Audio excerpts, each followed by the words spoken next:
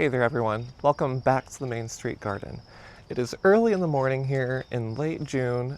The local garden club is having their garden walk coming through my property today. So I figured it was a great time to show you guys how the garden has developed this season. And we're also going to show you some of the things that I added after I did the garage addition to the property. So let's go ahead and jump right in.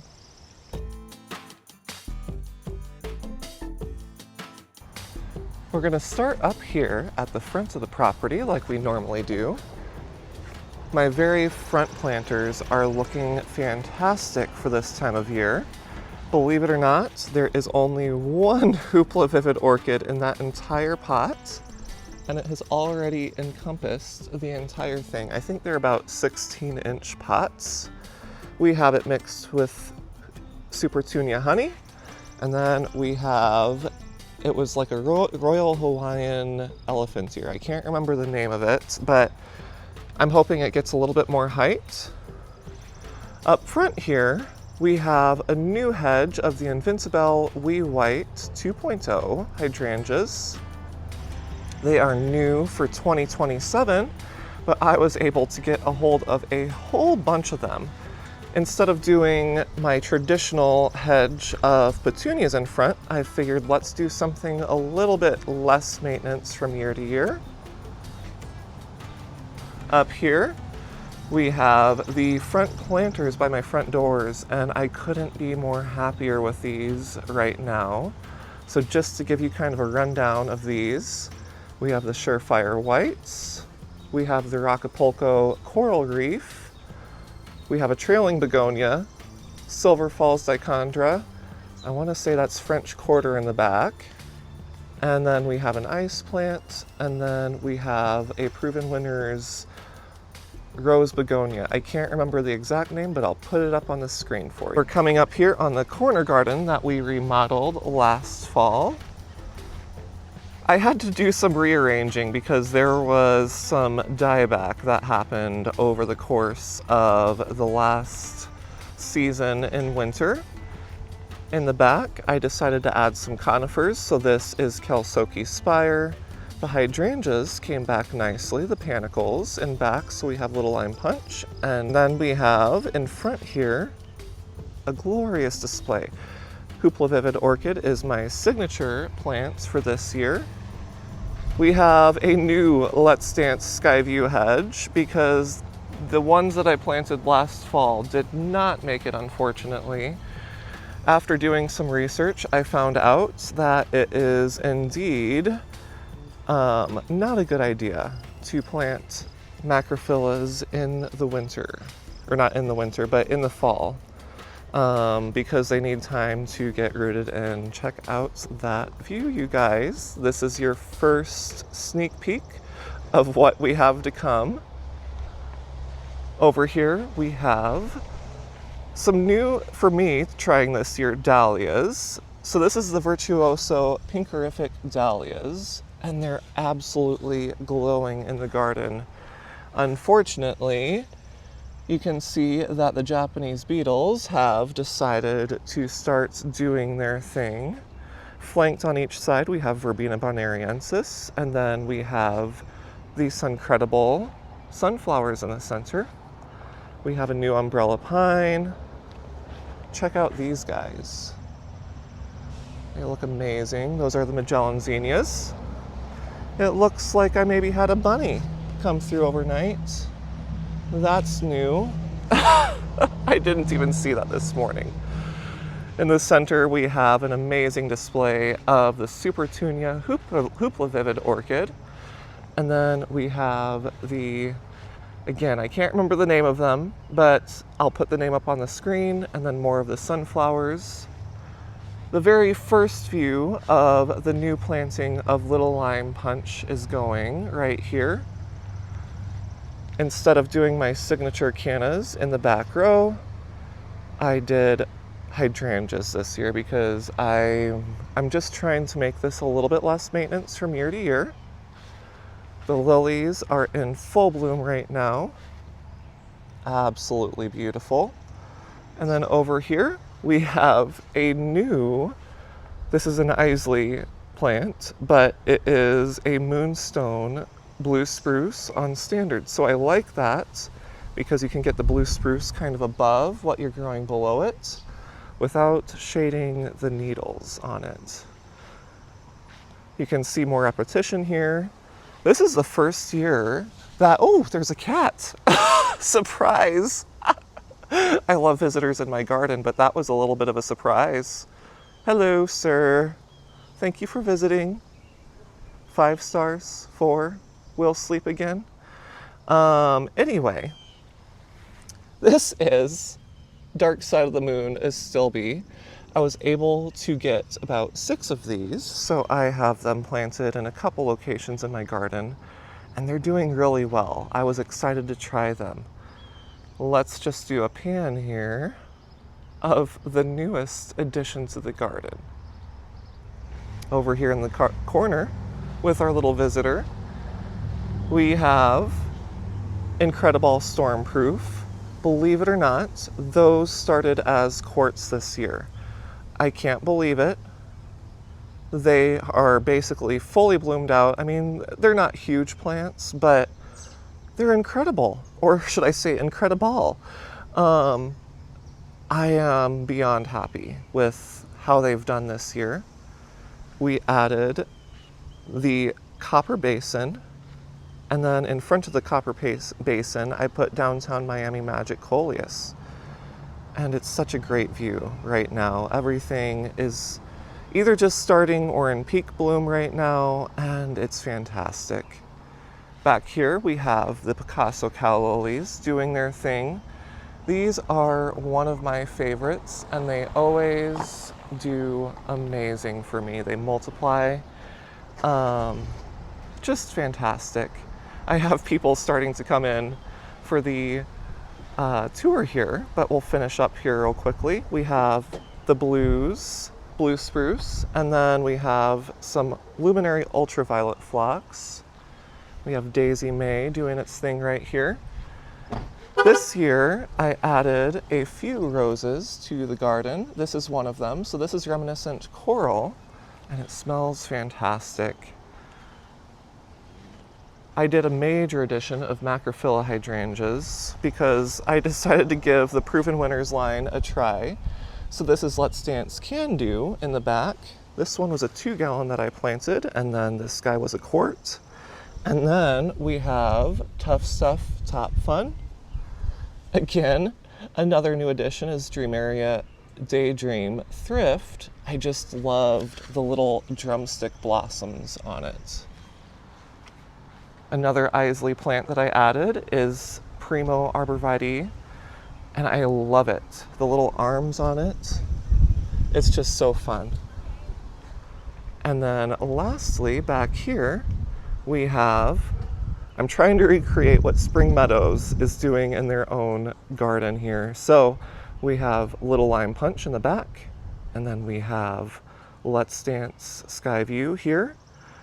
And then to add my little bit of flair, I added a row of petunias that will completely cover this front area. I had to pause the video and reconvene here this evening because the garden tour had guests started arriving, so I had to kind of take a pause and revisit it this evening. It is currently about 100 degrees out here, so some things are looking a little bit worse for the wear, including myself. But we made it through. It's okay. The few things that I wanted to point out, just kind of as a general statement about the garden this year, is I focused on a few key things in the garden. One of them was, I guess, sustainability moving forward in the garden. And by sustainability, I mean, how do I continue keeping this garden moving forward without me being full-time working in this garden?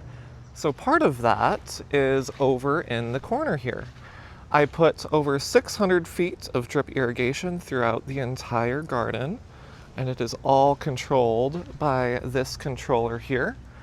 Eventually, I plan to get a sprinkler system on the lawn, and then it will tie into that, but this is how I'm making it a little bit less maintenance in the meantime, shall we say.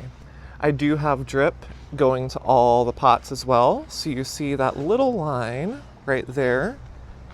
There is lines going to each and every pot. So that was something that I learned how to do this spring. By the way, this is the back planter. I got this pot brand new about 2 weeks ago, and I got clearance plants from an end of season sale, and it has filled in so nicely. I fertilized it about 3 or 4 times just to get it looking as good as it could today. And then I moved. There used to be the black planter right there. I moved it right here in between my 2 windows, and it has really filled in so nice. The dahlias started the day pink, and oh, look at that. There's a little praying mantis squirrel, but squirrel moment. He's looking at me now. Look at that. You can see his little eyeballs. Anyway, they started off the day pink, and the heat completely washed out the colors, but they're still beautiful. Over here we have these. But anyway, continuing on the discussion of drip line, everything is on drip now, including my front planters, and it's been great so far. I haven't put it on a schedule because I don't want to have things drown. We've had really up and down temperatures, so it's been okay. I manually trigger it. Of note, I did buy little shut-off valves. So on the planters that don't need as much water, like the begonias, because they drown out very easily, I bought little shut-offs that go on those so I can turn it off and on as needed. If we come over here to the corner garden, you can kind of see another one of my goals. I really wanted to work in various colors into the garden, not just in blooms, but also in foliage. So over here, you can see that we have the yellows worked in, and then we kind of have the bluish color of the bristlecone. We have I want to say this is autumn charm, sedum, and then we have an icebreaker Korean fir. So that kind of makes a nice palette over here.